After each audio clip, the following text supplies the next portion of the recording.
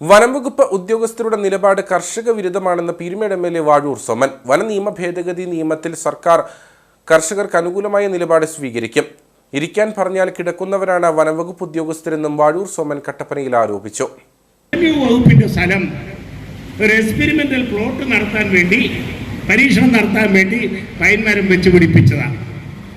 അത് റവന്യൂ വകുപ്പ് തിരിച്ചാവശ്യപ്പെട്ടപ്പോൾ അതും ഫോറസ്റ്റ് ആയിട്ട് പ്രഖ്യാപിച്ച് അവരങ്ങ് എടുത്തു.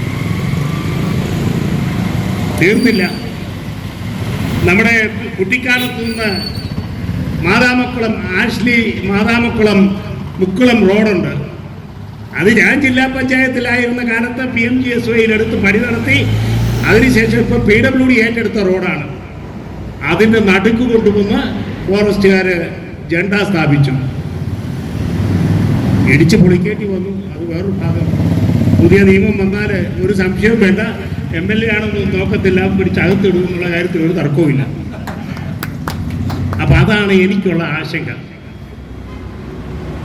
നമുക്കെങ്ങനെ ഇവരെ ഇരിക്കാൻ പറഞ്ഞാൽ അവർ കയറി കിടന്നു കളയും. അതാണ് ഫോറസ്റ്റ് ഡിപ്പാർട്ട്മെൻറ്റിൻ്റെ നിലപാട്.